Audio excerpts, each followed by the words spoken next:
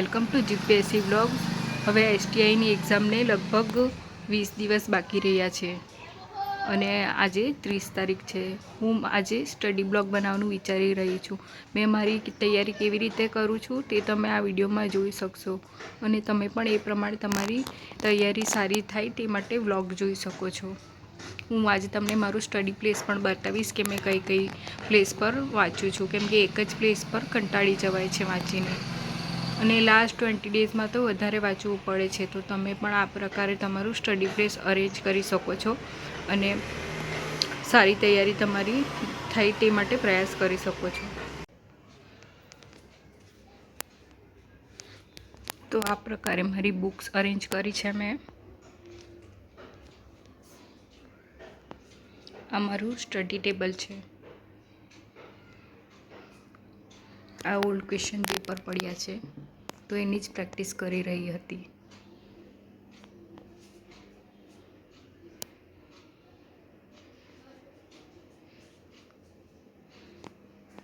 ત્યારબાદ અહીં પણ થોડા ઓલ્ડ ક્વેશ્ચન પેપર પડ્યા છે। બુક્સ છે મારી અને આ મારી બુક છે ક્વેશ્ચન પેપરની।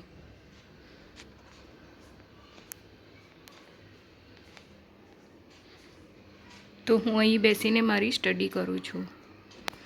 આ મેં વર્લ્ડ મેપ લગાવ્યો છે, આ થોડો મોટિવેશન માટે અને આ એસડીજી ગોલ્સ છે।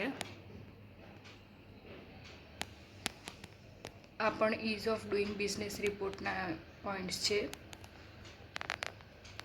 અને આ મેં આગળ મીન્સ આપી હતી તેના લેટર મેં મૂક્યા છે એમ જ સાચવીને। આ પ્રકારે વ્હાઇટ બોર્ડ પર રાખી શકો છો કંઈ લખવું હોય તો તે માટે। અને આ પ્લાન્ટ મની પ્લાન્ટ, આ મારી ડાયરી છે।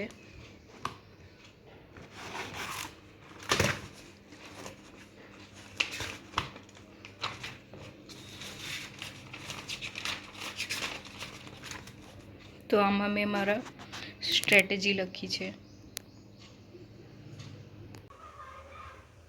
તો અહીં આપણી ચા બની રહી છે, મસાલા ચાય।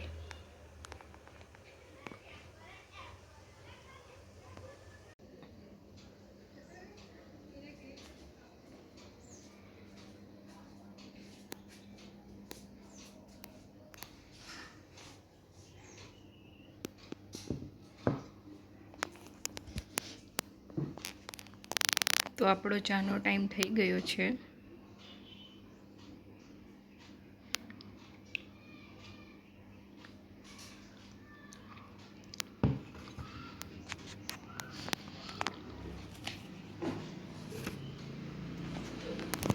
તો હવે એસટીઆઈની એક્ઝામ 22 તારીખે છે,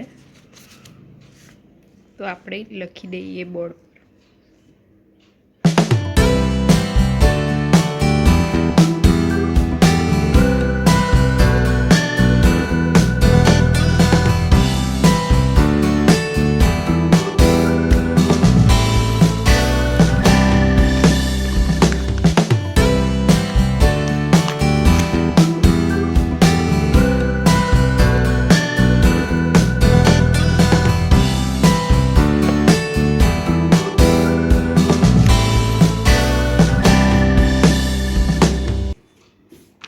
તો હવે આપણે વાંચવાની શરૂઆત કરીએ। તો આ ડીવાયએસઓનું પેપર છે આગળનું।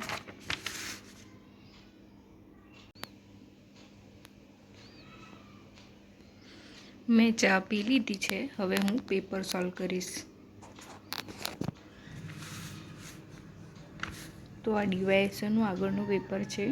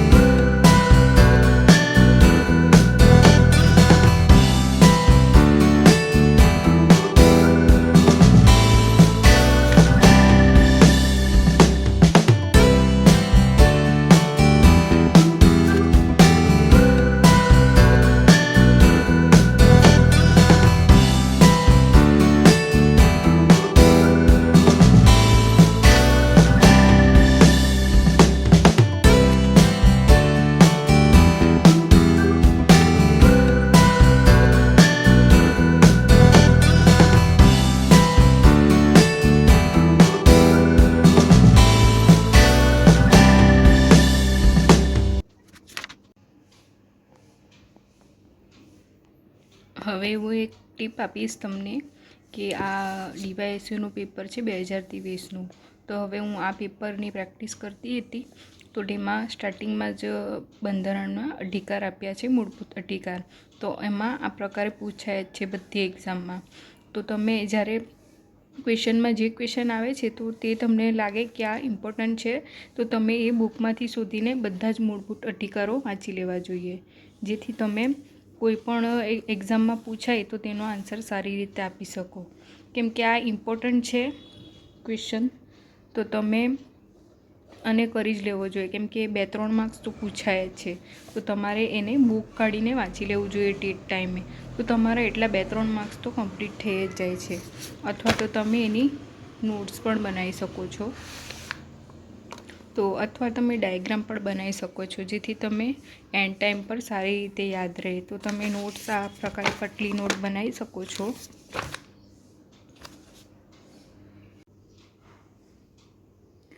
ત્યારબાદ ઇકોનોમીમાં ક્વેશ્ચન પૂછાયો છે પંચવર્ષીય યોજનાને લઈને. તો આ પણ ઘણીવાર એ લોકો 2-3 માર્ક્સનું ક્વેશ્ચન પૂછી જ લે છે. તો તમે જ્યારે જોવો કે આ ઇમ્પોર્ટન્ટ છે ક્વેશ્ચન, તો તમારે તરત ઇકોનોમીની બુક કાઢી લઈને પંચવર્ષીય યોજનાઓ વાંચી લેવી જોઈએ અને તેની નોટ્સ પણ બનાવી લેવી જોઈએ, જેથી એન્ડ ટાઈમ પર તમે વાંચી શકો. તો પંચવર્ષીય યોજના પણ પૂછાય જ છે, તો જેથી તમારા 2-3 માર્ક્સ તો આરામથી કવર થઈ જાય અને તમારું જે ઇમ્પોર્ટન્ટ ટૉપિક છે તે બધા પૂરા થઈ જાય છે. હું મારી કઝિનના ઘરે આવી છું.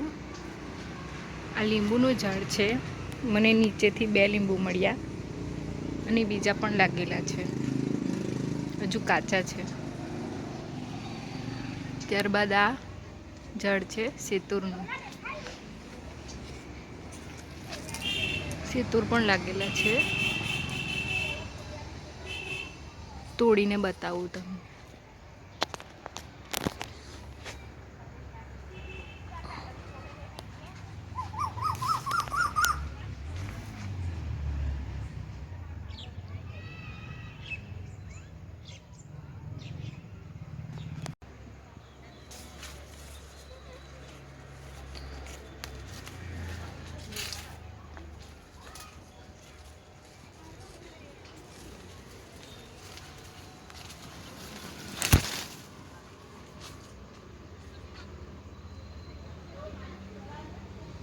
આટલા મળ્યા છે. રાત થઈ ગઈ છે, તો હવે હું આ વિડીયો એડિટ કરીને મૂકી દઈશ.